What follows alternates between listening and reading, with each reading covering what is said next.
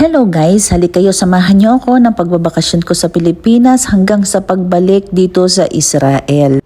Matagal-tagal din bago ulit ako nakapagbakasyon ng Pilipinas. Kasama ko noon yung aking kapatid, last January 2022 pa yon.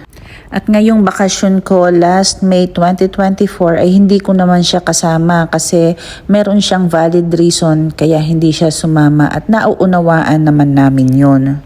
Maaga kaming nakarating ng airport ng Israel at dahil nga baka maraming mga problemang mangyari lalong-lalo na dito sa mga bagahe namin na baka kami ay mag-over luggage. Masayang din naman yun, $30 per kilo. So ngayon nga, pagdating nga namin ay ito over luggage na nga si Carmi at luckily ang aking bagahe ay hindi naman over kaya naisama sa akin yung kanyang luggage. Di lusot na kami at eto na nga, sumakay na kami ng eroplano papuntang Bangkok, Thailand. Yun ang aming stopover. At sa ngayon ay bye-bye muna Israel at magpapahinga muna ang aming katawang lupa. At eto na nga, dumating na kami ng Bangkok, Thailand. At dahil nga hindi gaano kagustuhan namin yung aming pagkain sa loob ng eroplano dahil typical na mga Israeli food ang aming mga kinain, araw-araw namin kinakain yun dito sa aming trabaho. Ngayon, naghanap kami ng makakain na sikat naman dito sa Thailand tulad ng Pad Thai at saka Tom Yum Soup. Nasatisfied naman kami sa aming mga kinain. Kaya after nung kami kumain, hinanap na namin yung aming gate para siya naming pagtambayan habang hinihintay namin yung aming flight.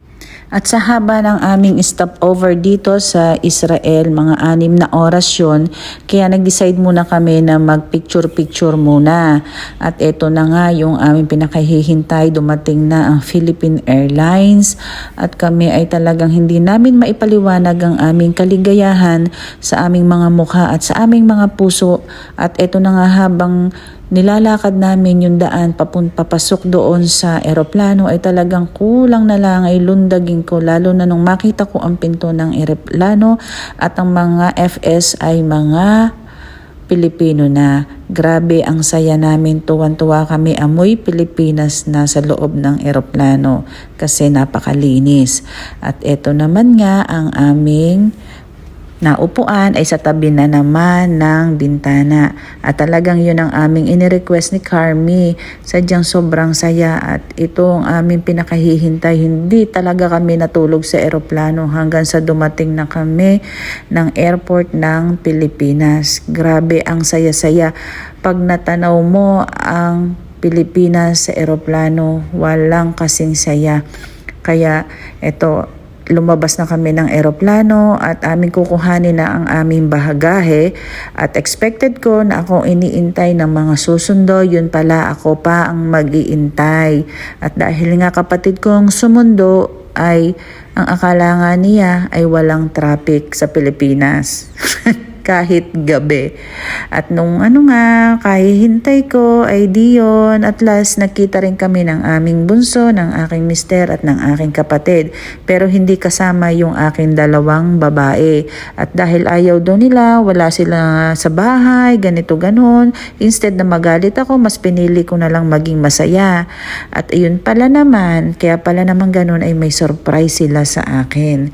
Diba? At hindi namin pinaliban ang umaga at kami ay kumain muna bago kami umuwi ng bahay. Siyempre, mga OFW ang Jollibee. At ito yung unang araw ko sa Pilipinas. So, makita ko nagkakainan yung mga kapatid ko sa kanilang kusina. Ay di ako'y pumasok na at nakikain na din. Imaginein mo, sa sarap ng pagkain yan ng aking namimiss sa sobra-sobra. At yun nga, taas pa apang kumain ako. At tuwing umaga, ito yung tambayan namin sa bahay ng kapatid ko na dito naman nakatira ang inay. At sa tanghali naman, dito sila sa amin naglalaro ng bilyard. At ito yung unang araw na labas namin sa restaurant ng aking mga anak with pamangkins. At ito, diba, ang saya-saya namin. Ito yung banding namin sa loob ng bahay. Sasayaw-sayaw, kantahan, laro, pasyal.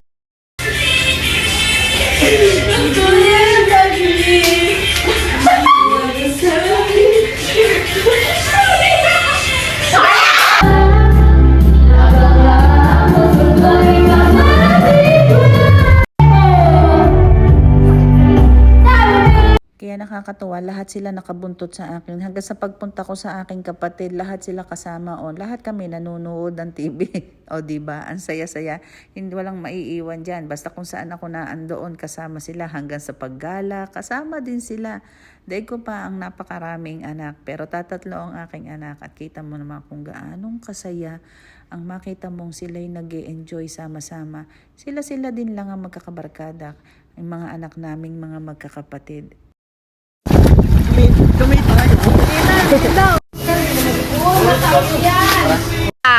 Sabi magsuswimming, ba't kayo nagbabalibol? At dahil nga malapit lang kami sa Lawa ng Taal, syempre lagi na lang ang kaming naandon. Sa likod lang yan ng munisipyo ng Balete. At ito na nga yung huling araw ko dito sa Pilipinas. Nagkatay kami ng manok, nagluto ang kuya ko ng binogoongan na may kasamang santol. At ito na nga yung last night namin na salo-salo kaming mag-anak at sama-sama kami ng aking mga anak at mga pamangkin. At ito na yung pinakamalungkot na araw para sa akin dahil aalis na ako. Hindi ko maipakita kung ano yung tunay kong nararamdaman kasi ayaw ko nang may mga iiyak. Ayaw ko nang makita silang umiiyak, malungkot dahil sa pag-alis ko. Wala tayong magagawa kasi ito yung kailangan natin. Kailangan nating kumayod para sa ating pamilya. Kailangan nating magsakripisyo para sa kanila. At ito naman ay magiging maganda ang bunga ng ating pagsasakripisyo. Darating din yung panahon na magkakasama-sama tayo at talagang ganyan ang buhay. At itong time na ito, hindi na ako makalingos. Kami talagang umiiyak na kami ni Carmi. 3 beses na ako nagbabakasyon at talagang pagtungtong ko dito lagi sa terminal ay talagang hindi ko mapigilan ang pag-iyak. At dahil nga ayaw ko nang may nakikita ngang naiyak. At eto nga, yung pumasok muna kami sa OFW lunch para mag-fill up kami ng national ID. At ito dumating na yung aming eroplano sasakyan at hanggang dito sa eroplano talagang kami ni Carmi umiiyak. Yun naman ang kung anong saya namin pag-uwi, siya namang lungkot namin ng pag-alis. Pero pagdating naman namin ng Israel, medyo nahimasmasa na. At syempre, magtatrabaho na kami. Wala na kaming magagawa. Andito na kami.